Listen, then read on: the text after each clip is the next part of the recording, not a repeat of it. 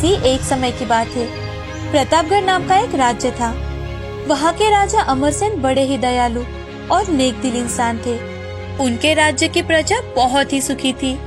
वो हमेशा राजा को धन्यवाद देते थे। राजा के आसपास के राज्य के साथ भी बहुत अच्छे संबंध थे।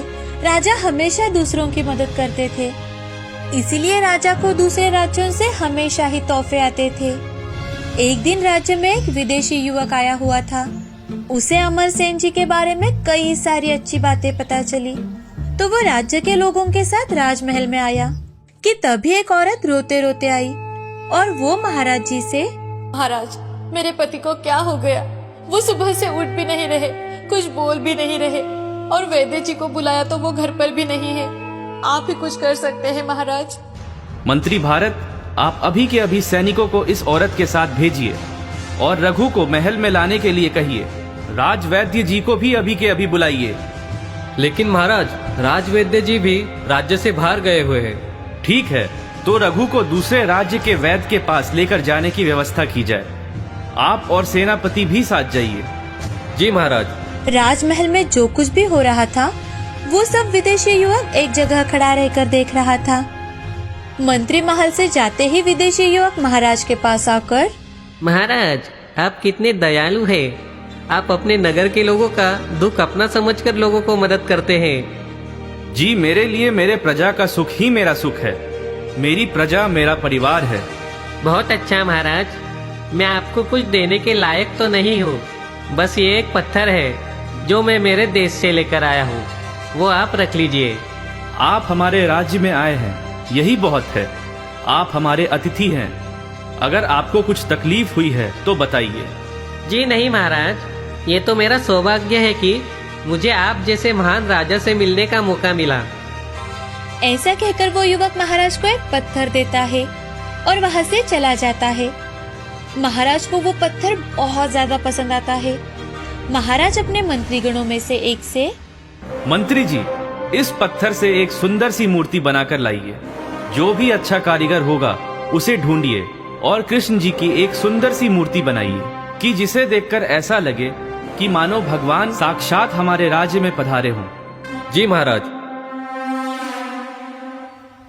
मंत्री राज्य के कई सारे कारीगरों के पास जाते हैं, लेकिन उनमें से एक को चुनकर उससे, इस पत्थर से एक अच्छी कृष्ण जी की मूर्ति बनाओ। तुम्हें इनाम में 100 सोने के मोहरे मिलेंगे। दिखाइए तो मंत्री जी। ये लो। नहीं नहीं मंत्री जी, मैं तो इस पत्थर से मूर्ति नहीं बना पाऊंगा। अब मंत्री जी दूसरे कारीगर के पास जाते हैं, तो दूसरा कारीगर उस पत्थर को एक आकार देने की कोशिश करता है, लेकिन वो उसमें असमर्थ रहता है। वो मंत्री जी को वो पत्थर वापस दे देता है, लेकिन यहाँ पर मंत्री जी को पत्थर से मूर्ति तो बनानी ही थी, क्योंकि राजा का ऐसा आदेश ही था। अब मंत्री जी उस पत्थर को एक छोटे से कारीगर के पास लेकर जाते हैं, जिसका ज्यादा नाम नहीं था, लेकिन वो कारीगर एक मेहनती कारीगर था जो लगन से अपना काम किया करता था। वो मंत्री जी से उस पत्थर को ले लेता है और कुछ ही दिनों में सुंदर सी मूर्ति बना कर देता है। जैसे ही मंत्री जी उस मूर्ति को देखते हैं, वो मंत्रमुग्ध हो जाते हैं और महाराज के कहे अनुसार उसे सोने की मोहरे दे देता है। अब मंत्री जी मूर्ति को लेकर घोड़े पर बैठ जाते हैं और जाते जाते रास्ते में सोचने लगते हैं कि अगर उस पहले कारीगर ने ये कोशिश की होती तो शायद ये सोने की मोहरे उसी की होती। इस कहानी से हमें ये सीख मिलती है कि अगर हम कोशिश करके देखते हैं तो हम उस चीज को पा सकते हैं, लेकिन अक्सर हम आखिर में हार मान ही लेते हैं। मधुपुर नाम के गांव में रघु और गीता दोनों पति पत्नी रहा करते थे। रघु बहुत ही गरीब इंसान था। वो सुबह जल्दी जाकर खेतों में काम करता और दोपहर के समय गांव के जानवरों को पहाड़ों पर लेकर जाता।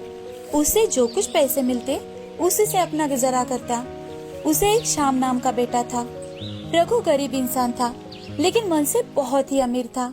एक दिन श्याम रघु से, पिताजी, अगले हफ्ते मेरा जन्मदिन है, आप मुझे गिफ्ट में क्या दोगे? बेटा श्याम, अभी तो मेरे पास कुछ पैसे ही नहीं है, लेकिन हाँ बेटा, तुम्हारे जन्मदिन तक मैं कुछ ना कुछ इंतजाम जरूर कर दूंगा। ठीक है पिताजी। अपने पिताजी को ऐसा कहकर वो बाहर खेलने के लिए निकल जाता है। अजी, आपने श्याम से झूठ क्यों कहा? हम कहाँ से लाएंगे पैसे? पहले के भी तो पैसे जमींदार के देने बाकी है। गीता, तुम चिंता मत करो। अगर मैं शाम को मना कर देता तो उसको बहुत बुरा लगता। देखता हूँ कुछ ना कुछ तो हो ही जाएगा। अच्छा ठीक है, चलो खाना खा लेते हैं। अब तीनों खाना खाकर सो जाते हैं। दूसरे दिन शाम स्कूल चला जाता है और अपने दोस्तों के साथ खेलने लगता है। तभी उसके कपड़े देखकर क्लास का एक बच्चा उसे चिढ़ाने लगता है, लेकिन शाम उसकी तरफ ध्यान ही नहीं देता और घर चला आता है। घर आकर अपनी माँ से, माँ, हम इतने गरीब क्यों हैं माँ? मेरे सब दोस्त अच्छे अच्छे कपड़े पहनते हैं और अच्छा अच्छा खाते हैं। हम ही ऐसे क्यों हैं माँ? बेटा श्याम, तुम्हें तो पता है ना कि तुम्हारे पिताजी और मैं कितना काम करते हैं, तब जाकर हमें 2 वक्त की रोटी मिलती है। मुझे कुछ नहीं सुनना माँ, मुझे भी अच्छे कपड़े चाहिए। ऐसा कहकर गुस्से से बाहर चला जाता है। शाम के समय रघु घर आने पर गीता रघु को सारी बात बताती है। रघु को भी इस बात से बहुत बुरा लगता है, लेकिन वो कुछ नहीं कर सकता था। अब दूसरे दिन वो गांव के जमींदार के पास से कुछ पैसे लेकर आता है और शाम के लिए कुछ कपड़े खरीदने के लिए चला जाता है कि तभी उसे रास्ते में एक बकरी सड़क पर ठंड से कांपती हुई दिखाई देती है। रघु उसके पास जाकर देखता है तो उसे बहुत बुखार था, तो वो उसे उठाकर डॉक्टर के पास लेकर जाता है और उसे अपने साथ लेकर घर चला जाता है। घर आकर, ये क्या लेकर आए आप? इस बकरी को क्यों लाए? हमें ही तो 2 वक्त की रोटी बड़ी मुश्किल से मिलती है और ऊपर से ये बीमार, इसका इलाज कहाँ से करवाएंगे? आपने क्या ठेका लेकर रखा है सबका?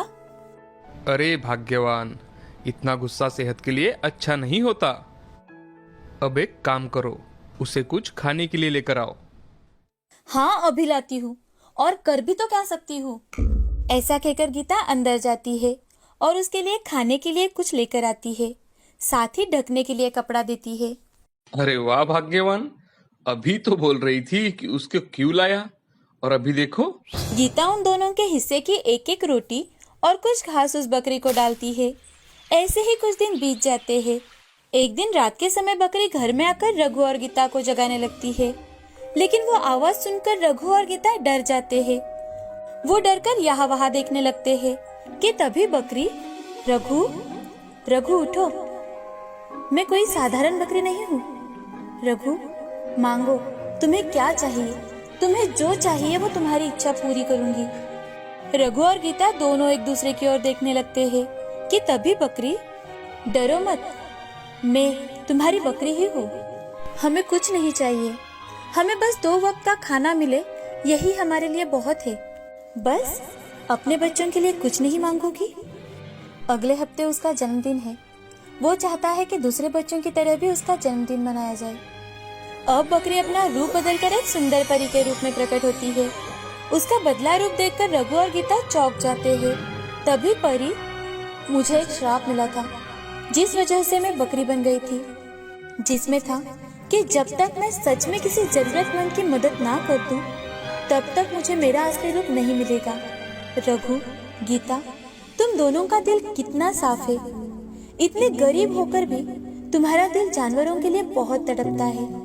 तुमने मेरी खूब सेवा की है, खुद भूखे रहकर मुझे खिलाया है, और अपने हाथों से एक अंगूठी निकालकर रघु को दे देती है और उससे, तुम्हें जो चाहिए तुम इस अंगूठी से मांग सकते हो, लेकिन इसका उपयोग सिर्फ तुम अच्छे कामों के लिए करो, गरीबों की मदद करो, और अगर किसी ने इस अंगूठी को चुराया तो उसका सब कुछ बर्बाद हो जाएगा। और परी वहाँ से गायब हो जाती है। परी के जाने के बाद रघु का छोटा सा घर बड़ा बन जाता है। अब उनके पास सब कुछ था, किसी चीज की कोई कमी नहीं थी कि एक दिन गीता उस अंगूठी को खुद का खेत मांगती है। तभी उनके घर के पास एक खेत बन जाता है। अब रघु की तरक्की के चर्चे पूरे गांव में फैल जाते हैं। एक दिन गांव का जमींदार रघु के घर आकर रघु से, रघु, अरे ओ रघु, ऐसा क्या किया तुमने जो रातों रात इतने अमीर बन गए? रघु बहुत ही सीधा साधा इंसान था। वो जमींदार को सारी सच्चाई बता देता है। जमींदार घर आकर अपने सेवकों को उसके घर से अंगूठी चुराने के लिए कहते हैं। एक दिन रघु के घर में चोरी होती है और सेवक अंगूठी चुरा लेते हैं। रघु और गीता बाहर गए हुए थे। वो घर आकर देखते हैं तो अचरज में पड़ जाते हैं, क्योंकि उनका घर पूरी तरह से फैला हुआ था। वो अंगूठी ढूंढने लगते हैं, तो उन्हें वो घर में कहीं भी नहीं मिलती। ये देख दोनों बहुत दुखी होते हैं। अब दिखाता हूँ मैं उस रघु के बच्चे को। अंगूठी को सोना और हीरे मांगता है।